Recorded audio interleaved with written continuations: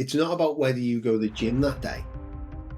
It's about whether the night before you packed your gym bag, that you got your water bottle ready, that when you got up in the morning, your phone is actually charging maybe the other side of your room. So when the alarm goes off, you have to get out of bed.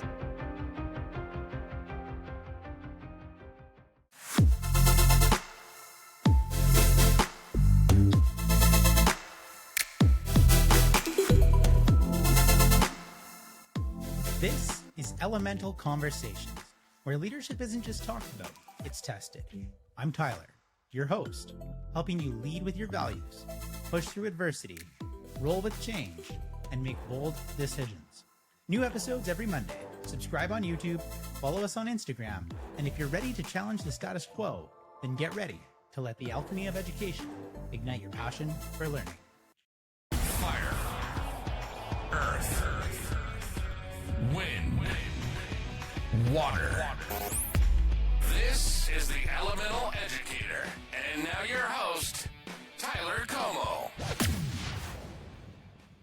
Martin, how much of your journey was luck versus skill? I think it's a tough one, that. I think it's weird. I think you've got to have both. I don't know how much you'd say both, like percentage-wise, but I definitely got very lucky at the start of mine in the UK.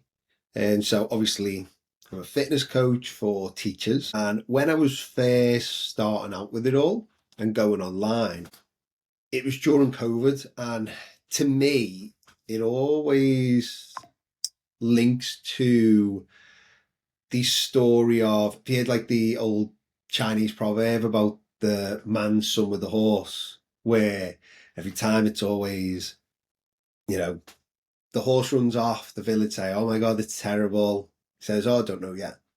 The horse comes back, it brings a load of other horses. They say, oh, how fantastic. He says, oh, I don't know yet. And it keeps going through where one of the horses breaks the son's leg and stuff like that. And eventually, because the son's legs broke, he can't get called up to war. And every time the old man says, I don't know yet. Now, during lockdown, to build my, because it was a brand new business, to build my kind of income up, because I just left teaching, I was doing supply teaching and I was doing in-person one-to-one training. And I was doing no online because I hadn't built up any presence. I didn't even really know what Instagram was or social media or how to use any of it. When COVID happened, my two sources of income completely went. And that was doing the supply teaching because all the schools shut, which I think is the first time ever in the history of the world that that's happened. And at the same time, the gym shut. So all my income stream completely vanished. Now, I knew a couple of friends who were personal trainers and they had gyms in the garage or these new gyms which were sneakily open and they were still getting some income there. Now, on the face of it, they look like they've got a better deal because they've still got an income coming in and mine's completely gone. But it meant that I had to almost go into panic mode of right, fight off what we're going to do. I already worked with a lot of teachers and I thought, you know what, I'm going to push this more. Because I was at the very start of my journey, I almost was in that place, when you've got nothing, you've also got nothing to fear. So I bombarded every teacher influencer that I could think of. And I was really lucky that out of everyone, I only got one reply out of 100 that I sent out. But it was a reply from the biggest teacher influencer in the UK. And he said, yeah, I'd love to do it. I had an Instagram page with about 1,000 followers. He put up one story saying, I've been chatting with this guy.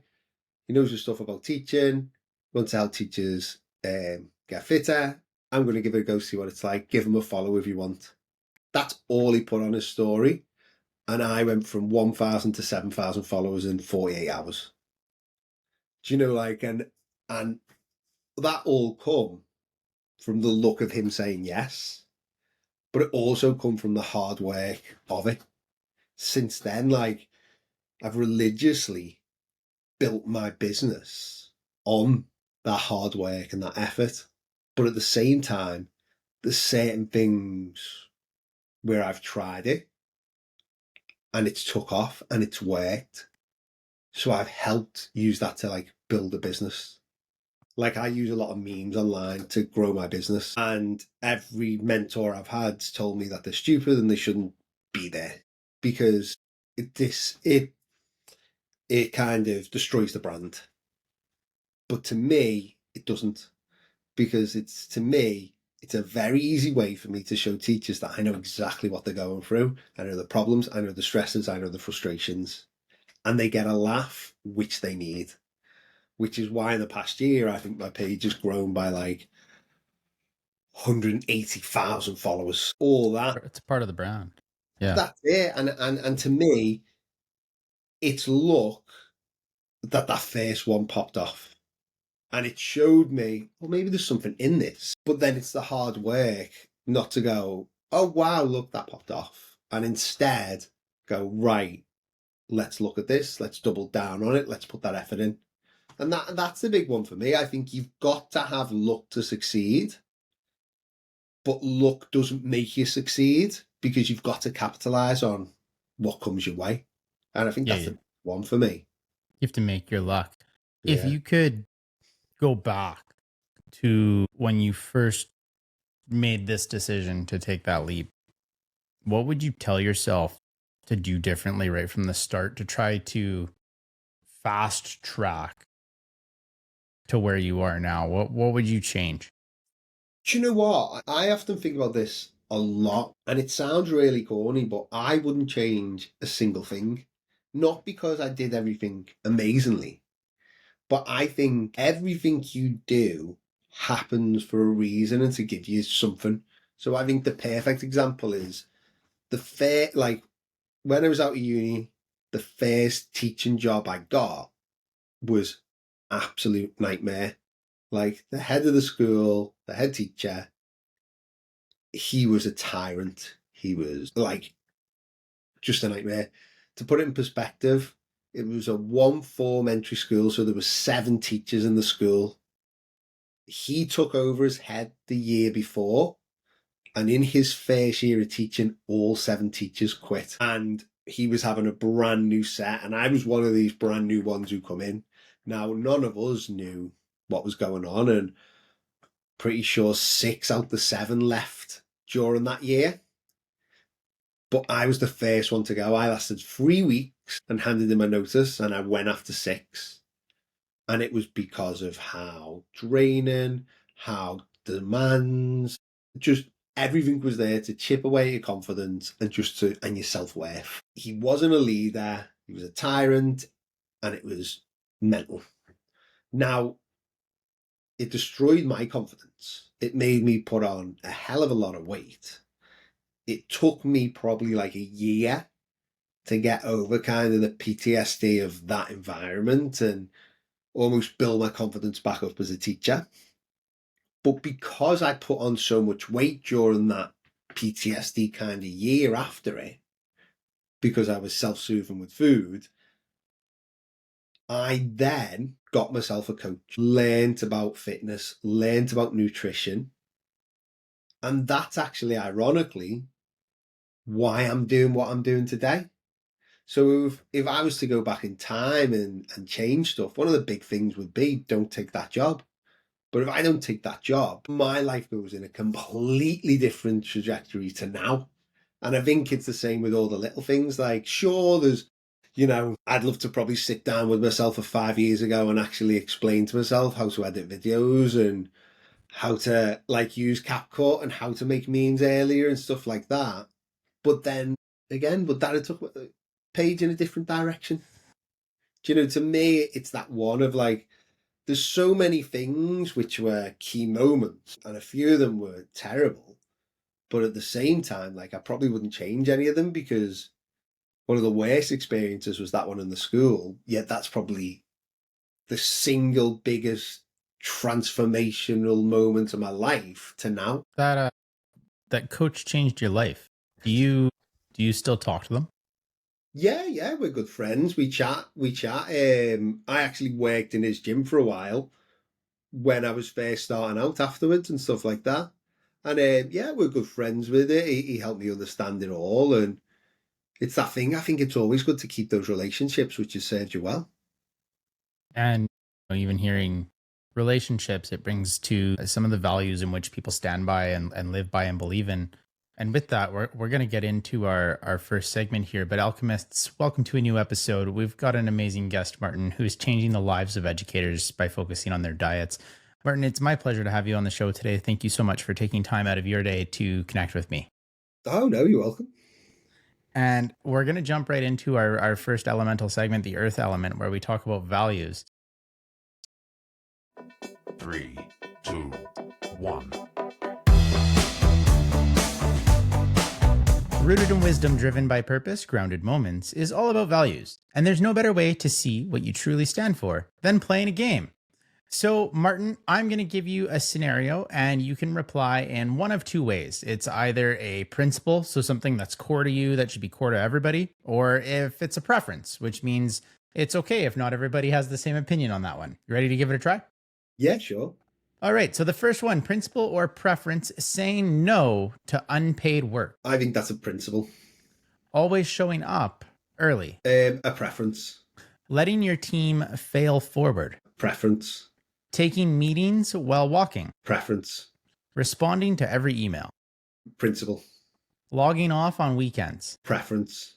making time for reflection, Principle. only working with aligned people, Preference. saying, I don't know in front of your team, Principle. and always being reachable. I would say preference. There we go, Martin. What are the top 3 things that you look for in a client to know they're serious about this? Do you know, for me, I think it's just about, it sounds stupid, but it's almost the effort they put into the answers when I'm asking questions. And that's not like I need like, an essay long question, or I need this. But a lot of the teachers I work with, it's not just that like they want to lose a bit of weight. It's that they're feeling drained, they're feeling tired, they're feeling exhausted. Teaching's took over their life. They've got no hobbies. They've got no like boundaries. It's they're living a life that they don't want to live, and that's resulted in the weight gain. And you can tell when you're asking questions. So when I say, okay, if we work together, what would you want to achieve? If someone just replies back, weight loss, I already kind of know. Maybe sometimes it might be that there's a wall of defense there, and you've got to always, give the benefit of the doubt and probe and stuff like that. But if it's very cut and dry, protected answers, to me, it always shows maybe you're not quite where you need to be for it. Because one of the big things for me is whenever someone comes onto my coaching team, it's always about teamwork, chatting, talking. And the biggest one for me is that I'm always there for them to bounce ideas off, for them to ask questions to, for them to share their wins with. And if you can't tell me at the very start, like when you're reaching out, if you can't tell me, listen, the reason I want to do this is because I'm not feeling comfortable in my skin, I'm not feeling happy, and I want to change things. Well, then if you can't tell me that, then you're also not going to be able to tell me when you're struggling along the way. And then to me, if you can't tell me when you're struggling and you can't tell me when you've got problems, you're just going to ghost. And all that's going to happen is I'm going to take your money for a couple of months, and then it's just going to be a bit of a failure. To me, that's the big one. It's how open, how honest, how raw someone can be. That's the key signs. I would say I'll work with anyone, but they've got to be ready to work with you. It can't be I'll just try this and give it a try. Because if you do that, you're not going to get to where you want to be. Because if you're just kind of trying something, you're not going to make that change. Totally agree with you there. And before coming on the show, I asked you to share with me, a quote that you root yourself in. That's a value to you. And you said every action you take is a vote for the type of person you wish to become. And I'm curious, where did this come from, and why did you choose to share it on the show today? Do you know what? I've shared it. I've used it for that long now. I couldn't tell you the original person. I'm pretty sure I got it from the book Atomic Habits. And to me, I think it's kind of what my coaching's always built on, because it's not about, obviously we have to tick boxes and look at data like calories and training, but it's not about how many training or how many PB or how much you can stick to your calories. To me, more it's about you turning up as the most authentic self as you can be for yourself. And that always comes in the tiny little details. You know, it's not about whether you go to the gym that day. It's about whether the night before you packed your gym bag, that you got your water bottle ready, that when you got up in the morning, your phone is actually charging maybe the other side of your room. So when the alarm goes off, you have to get out of bed rather than grabbing it from the side and scrolling for 5 minutes. There are all these little choices. And in those moments, you get to pick who you want to become.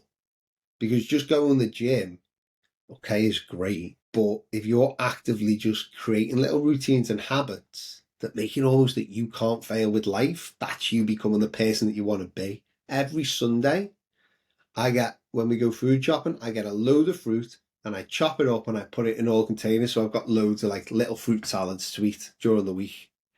That makes sure that I get my fruit in. If I just had a load of fruit and said, oh, I'll chop it up when I want it, it'd stay in the fridge till it got moldy and I put it in the bin. I've That's turned up right. to the person I want to be by chopping it up and getting it ready. And that's the same, I think, for everyone. Like every action you take, it's a vote for who you want to be. Yep. My biggest factor on whether or not I make it to the gym in the morning when I go in the morning is if I've put my gym change in my bag. Yeah. Because the idea of waking up and just saying, I have this full closet of things I could wear. I don't want to pick through it. I'm just like, I'm not even ready to go. And then you just write it off. You go back to bed. But if everything's packed and ready to go because you've done it the night before, you're telling yourself you need to go do this, right? You're holding yourself accountable. Now, that's a very strong thing to stand by, which leads to, like we said, the values. And one of them we've already talked about is that idea of relationships. And before coming on the show, you shared a moment, maybe this recent year, you turned down a deal. And I want to hear the story behind this and why you ultimately decided to say no. Yeah, it was tough. It was like for £9,000. So what are you talking there? Like about $12,000. I've never done a brand deal, but it's not because I haven't it's not because I haven't ever been like, oh, I'd never do one of them. I've probably not have an offer that was worth having. Do you know, if someone says, hey, do you want to promote these supplements and we'll give you a free box of it, I'm a bit like, no, I'm okay, thanks. But they said, we're a supplement company, we're for teachers, and you can have name your price. I think they said like, what's your price? So I said £9,000 as a joke. I was like, yeah, £9,000 if you want me to do it for 3 months. And they said, okay. And I thought, my first instinct was, should have asked for more. But as it was going through, and we were going through it, and I was looking at the company more, and I was chatting to them and talking to them, I just felt like it didn't align with me. It didn't align with me, and I was just doing it for the money. And I've never done anything just for the money. It's always been about whether it's going to be more improvement for my clients, whether it's going to help more people, whether it's going to help that way. And the more the money side I see, like when clients pay me for my services, like it's just part of making sure that I can keep the lights on, I can keep doing what I'm doing. With a 9,000, I was a bit like, oh, okay. We could go on a holiday. We could do this. We could do that. My wife's pregnant. I was like that might be a nice little bonus to have there. And then just as it went further and further, I was just thinking about the person that I'd become by taking it. I wouldn't be living my authentic self. I'd be lined up with someone for 3 months who maybe I didn't even like. I actually wasn't even sure whether I could get the supplements in the UK. So I'd have to be promoting something, not that even whether I liked it or not, that I'd never been able to try. And I was a bit really apprehensive that way. And I just remember sitting down one time and looking at the prices of my coaching and looking at the data. And I was sitting there, and the average person stays with me between 9 and 12 months. And I worked out from my coaching, I would need to sign up 6 people who would stay for 12 months for it to be the same amount. And I remember thinking, would I be happier with 6 extra clients or with this deal? And I would have been happy with the extra work of the 6 clients than the deal, because it still would have been me helping people, being my authentic self, and knowing that up to now in my entire working career, if I was to retire tomorrow, if I won the lottery tomorrow and I could retire, I know I could look back and say, yes, I've made mistakes, but I always made the best choice for me at the time, and the best choice ethically. Absolutely. That, if I would have took it, wouldn't have been that. And that to me was the reason I didn't take it in the end. And that was the big one for me. It was that leading to it. I think I actually got them to actually turn down the deal in the end, because I kept changing it. I went to I've been thinking about this. We'll just do one post. We can have it. But it was that one for me of just it just didn't sit right. Yeah. Yeah, I totally understand that and appreciate the story and where it's coming from. Is there a world where have you closed the door on accepting offers? Oh no. I'd do brand deals with anyone. Not with anyone. Obviously, I've shown I won't do brand deals with anyone. But it's not that. I think it's just more if it was lined up the right way with someone that I use or I know that it will help someone. So not that anyone would, because I wouldn't say, even though my Instagrams grew, I'm very focused on memes and carousels and telling stories that way. I wouldn't say I'm massive on video reels, but I've started doing them more, and I use this DJI camera, and it's so easy to use for it. And not that they pick me for it, because there's people in that sector well there at it. But if DJI messaged me and were like, hey, we realise that you create content, would you like to do a brand deal? I'd be like, yeah, because I know that it works. And I know that it's good. And I know everything about it that way. So to me, it's not the fact of oh, I'm turning this down because I'd never do a brand deal. It's more that thing of does it line up with your authentic self? If iPhone, the only phone I've used in the past 20 years is an iPhone. If Samsung messaged me and were like, do you want to do a brand deal with us? I'd probably say no, because I'd be like, oh, I don't really know how to use it. And I think that's the line of it.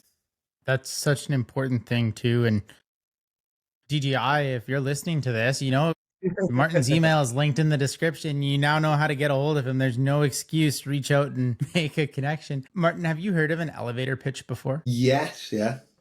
Yeah. So the idea of this message, every action you take is a vote for the type of person you wish to become, grounded in the story we just shared about what is it you're willing to stand by and stand with.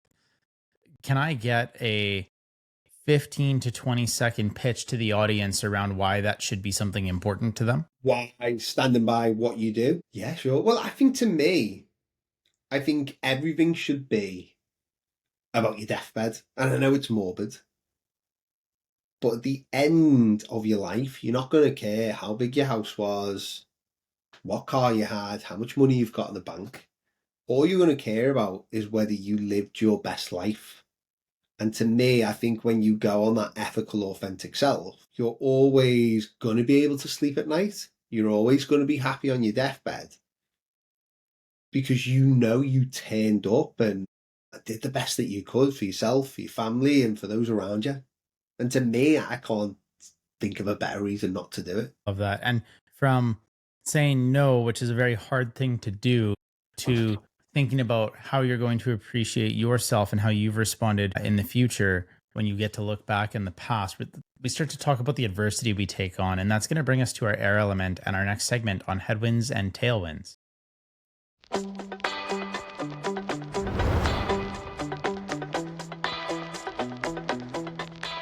In headwinds and tailwinds, we get down to the mistakes we've made and what was in the aftermath to learn.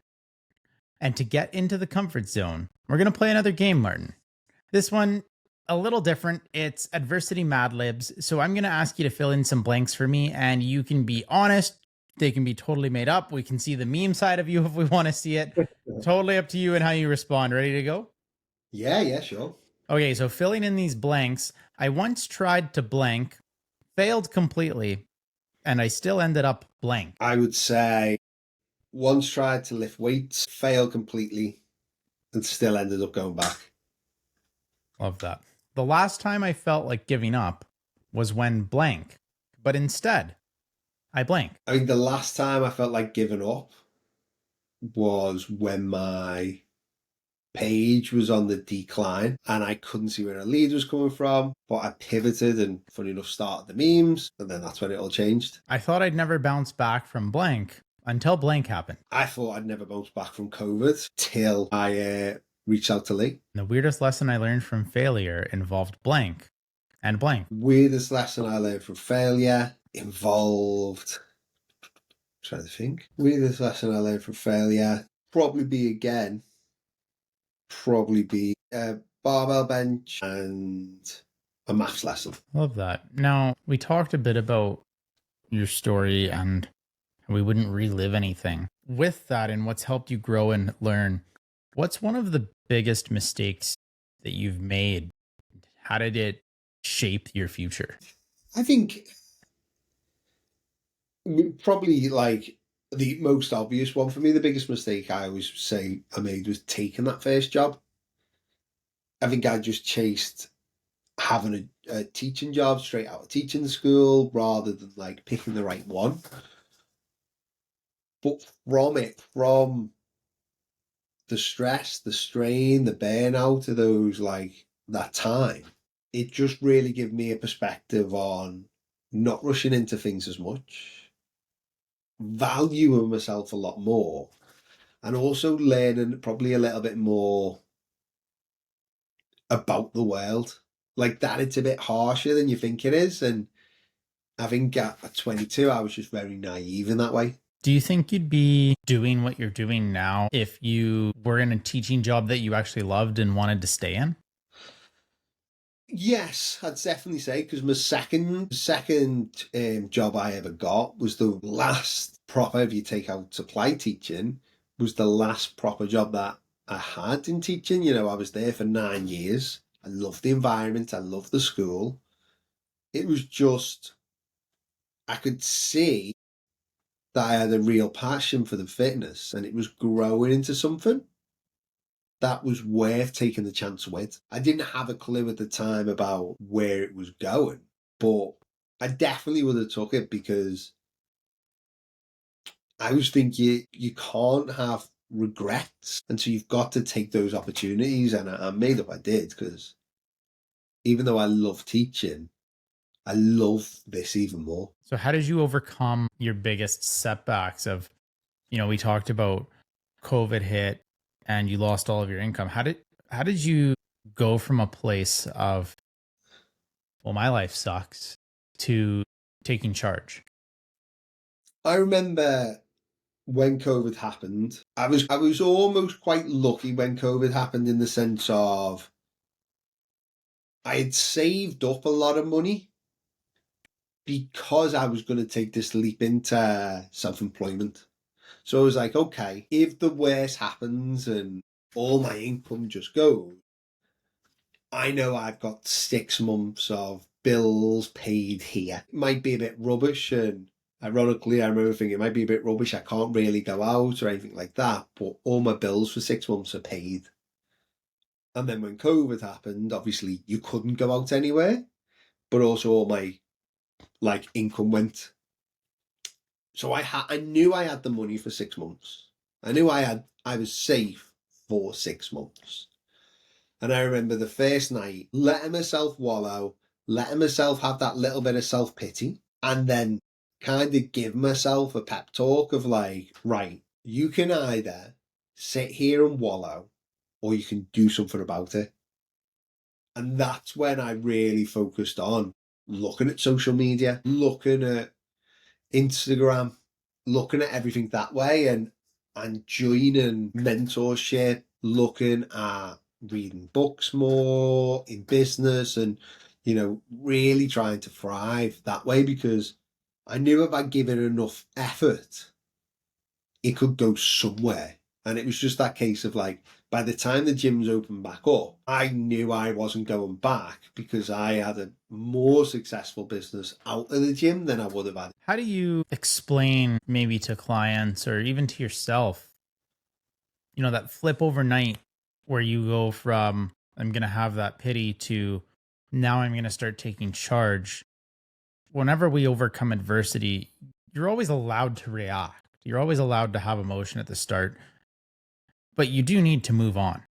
Yeah. And you do need to push forward through it. How would you break that down for people you work with? I think, to me, it's different for every person. It's just chatting and talking, but it's getting your head into the right space. And sometimes you do need that bit of a pity party, but then you just need that person to bounce ideas off and to go, right, okay, you do this tonight, and then this is what you do.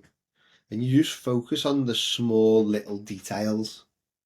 Don't plan a big one. I wasn't planning on, right, I'm going to be this and this and this, and I'm going to try and get this on Instagram, and I'm going to do this and I'm going to do that. Instead, it was like, right, let's just make a plan about what we need to do. I needed 8 clients. If I could get 8 clients by the time the gyms open back up, I would have been all right, and I would have been self-sufficient, and I wouldn't have had to worry. I had 32 by the time the gyms opened back up.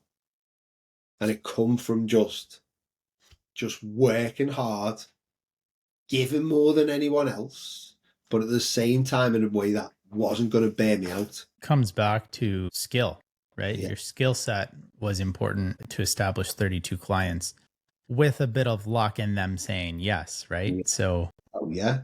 now you're at a stage where you've built that reputation, though, that the skill can tend to take over from the luck, but you do need the luck to start.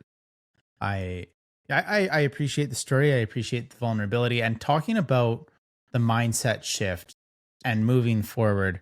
We start to talk about change. And for me, the water element in my segment is all about change. And so we're going to segue into ripples of change.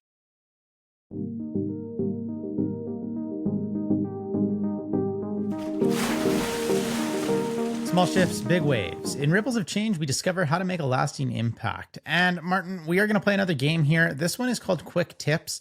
I'm going to read off 5 just generic questions. And what I want from you is the actual quick tip answer on how to address it within 15 seconds. Okay?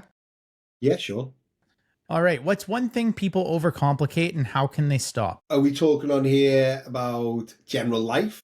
Or Anything. If you want to relate it to you, you can. If you want to relate it to something else, yep. So I think people overcomplicate just everything. I think there's simple solutions to everything. And if you can find something that works simply for you, it's almost to double down on it. That's what I do with my meal planning. That's what I do with my training. That's what I do with social media. I find something that works, that it's simple and it's not going to burn me out, and I rinse and repeat. What's your rule for bouncing back after a loss? I wouldn't say I have a particular rule, but I think you've just got to dust yourself down and just go for the next thing. So even if it comes to like eating and nutrition, if you have a bit of a binge, that's okay. The next morning, make sure your breakfast is nailed. What's a small habit that makes a huge difference? I think to me, a small habit that makes a massive difference is just setting yourself up right in the morning. So I get it. The first thing I do, I get up out of bed and I go get a shower straight away. If I get a shower, my day goes well. If I start scrolling on Instagram or stick the TV on, it can be 11 a.m. before I've done anything. Yeah. What's something you wish more people asked before they made decisions? I think one thing that people could ask probably be where you're going to be long term from it. Yeah. And what advice would you write on a sticky note to have in front of you every day you wake up? Probably just breathe. Just breathe. Yeah.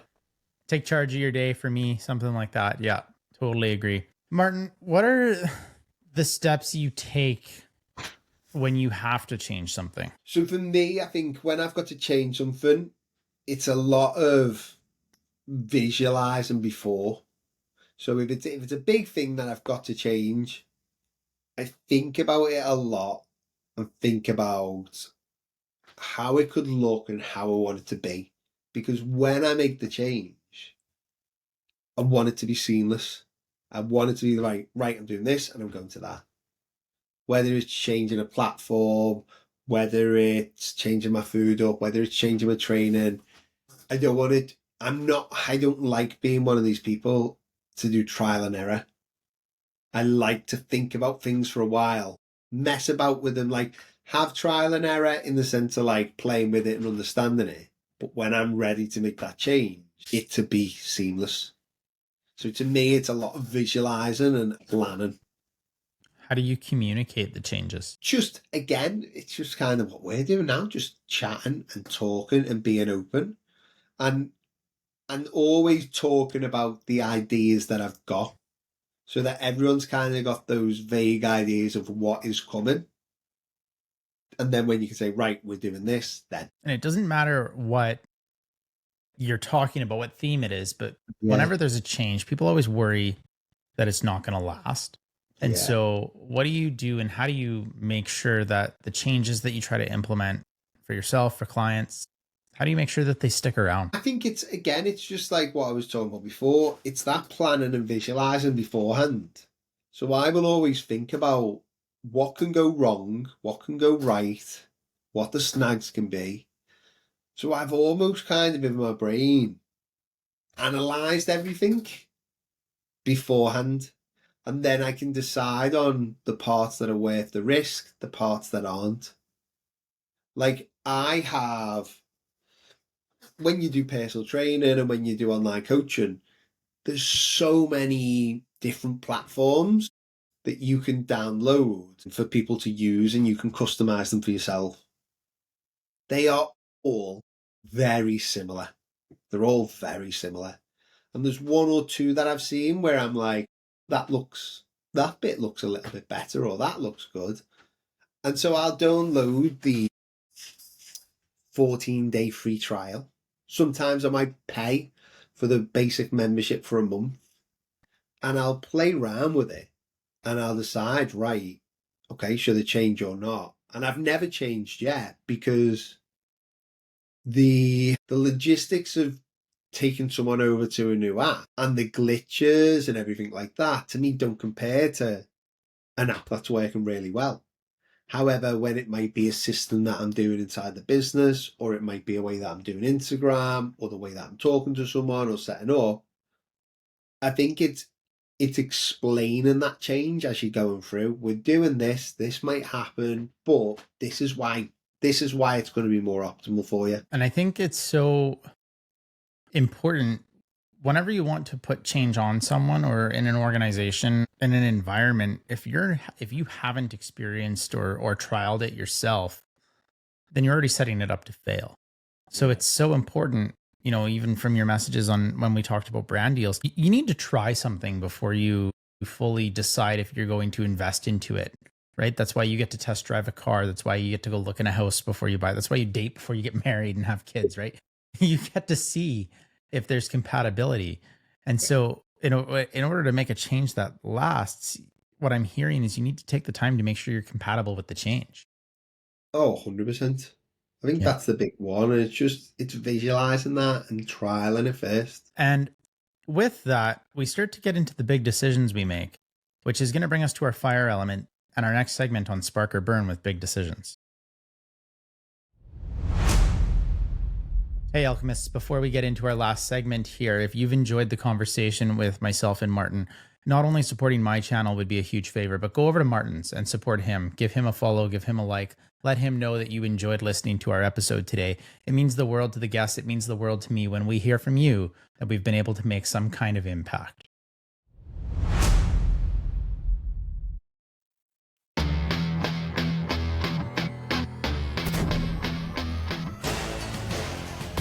In Spark or Burn, we either tackle the big decisions that sparked success or burn some lessons into our memory. And to kick off our last elemental segment here, Martin, we do have one more game with some big decisions. This is called Final Answer. It's a simple game of would you rather. So I'm going to read out a statement of would you rather this or that, and you have to let me know which one you would pick. No explanations. Ready to play? Yeah, sure. Would you rather disappoint others or betray yourself? Disappoint others. Would you rather lead with full context or move fast with less info? Full context.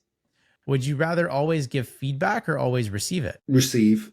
Would you rather stay consistent or stay creative? Creative. Would you rather be known for results or relationships? Relationships. Would you rather be challenged by your team or cheered on? Would you rather walk away too soon or stay too long? Stay too long. Would you rather be the best or make others better? Make others better. Would you rather take a stand publicly or fix it quietly? Fix it quietly, I'd say. And would you rather coach someone through adversity or model it yourself? Model it yourself. Martin, what's the hardest decision you ever had to make as a leader? There's so many when you think about leadership and stuff like that. But I think probably if I'm thinking about like just the hardest decision in life, it'd probably be when I decided to leave teaching. Like, you're in that leadership capacity in the sense of like you're in charge of the class, you're there, I think taking that decision to kind of leave teaching and become my own boss, I would say, would be a massive one. I think another one there as well, which has been a big one in my leadership, is I'm always one to to learn and to have coaches. And I always believe that if you can find one thing from a coach, you can gain a lot. But a lot of the mentors that I've had, one of the big gripes they have with my business, which sounds like I'm pitching to everyone who's listening, but it's that it's too cheap. So they want, I charge £125 a month, which works out about $160. And it's no contracts, no ties, just 1 month's notice. That's it.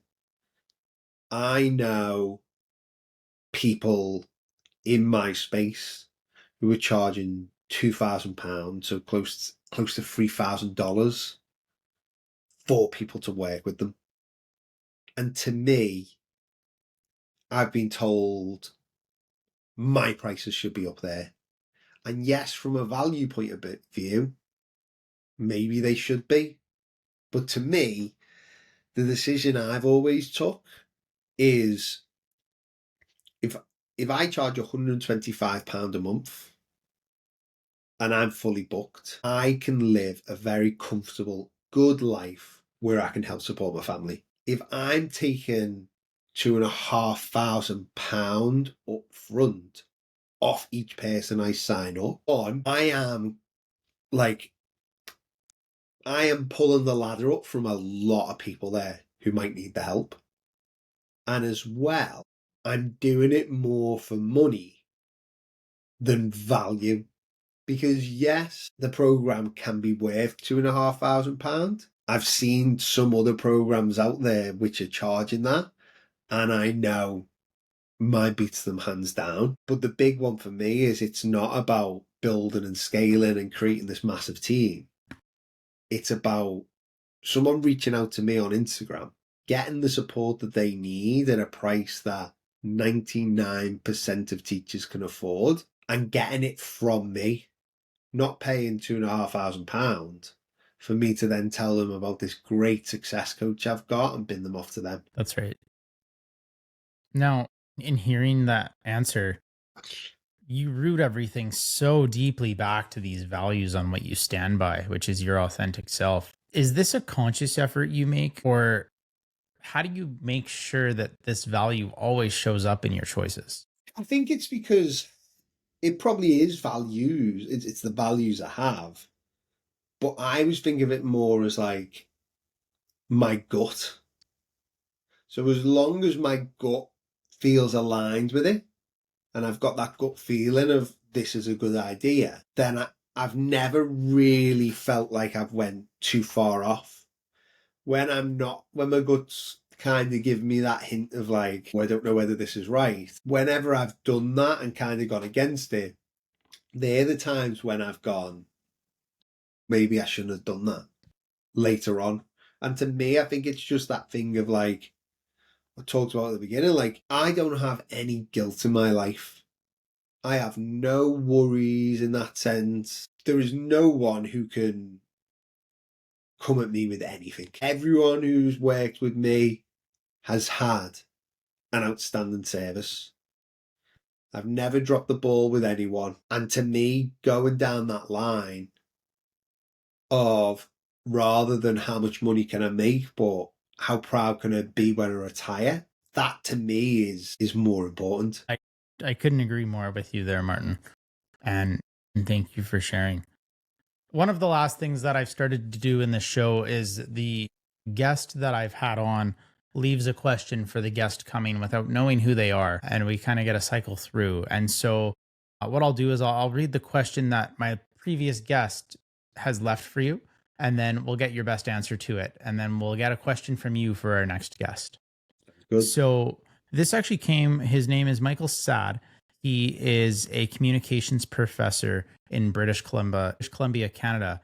And he's asked, if money or success was not an option, what would you do? What, so if money or success wasn't an option, what would I do differently? Or you mean if I had like money and success and... Copious amounts of money and success. It's not an issue, not a concern in your life. You never have to work another day. I'd just be in the park every day, I think. He probably wanted a bit more of a thing, but I'd just be at theme parks. Just constantly. I'd come home, I'd fly home, I'd watch Everton play, and then I'd fly back and I'd just go on roller coasters all day in Orlando. You wouldn't bring the family? I'd take the family. They could stay in Orlando and I'd just back and forth. Yeah. I love that. My question for you is, what's the key to a perfect meme? Do you know what? So one of the things I like to do, so I go on CapCut and just keep swiping through till I find one. And that's how I know that I'll do well. It's like, if I'm swiping through and one pops up, rather than sitting there with one and thinking, what can I do with that? I use it almost like, you know, people use TikTok where they chuck right through. Yeah. And one will pop up where I'll go, that'd be really funny. And that's how I find the good ones. That's good. That's good. Okay, so we can take some time here if you need to think, but a question for the next guest, not knowing who they are, what credentials they bring, or what we're going to talk about. I imagine so. It's education. A lot. Oh God, no! This can be anything you want. I think my first question somebody asked is, "Oh man, it was quite morbid. It was about death." I want to say. So don't worry about who it is, what the context is. Just whatever question you want to leave behind. I would probably ask them who was the teacher or educator that they had in their life that made the biggest impact. Who made the biggest impact in your life? Okay. Yeah. I will make sure that we get that one to our next guest. And Martin, before we wrap up today, how can people get a hold of you if they want to connect, collaborate, take you up on some of your training? So the best way would just be on Instagram. So at the Teachers PT on Instagram, just reach out, send me a DM. I get back to everyone who messages me. That's one of the things I always try to do. But yeah, that's the best way. If you've got any questions or anything like that, if you reach out on Instagram, that's going to be the best place to find me. And then we'll be laughing. And he stands by that because that's how we connected. Listeners, I reached out to Martin on his Instagram and he got back to me.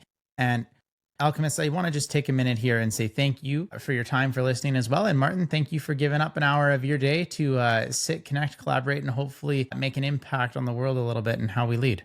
Oh, no, thanks for having me. Thanks for sticking around to the end of the show. If you have feedback, a suggestion, or just want to start a conversation, fire off an email to me, Tyler@elementaleducator.com. I actually read them. And if this episode sparks something, leave a review on Apple or Spotify. It helps more leaders find the show. And don't forget to subscribe on YouTube, where I put out additional content. I'll see you next time, same same place.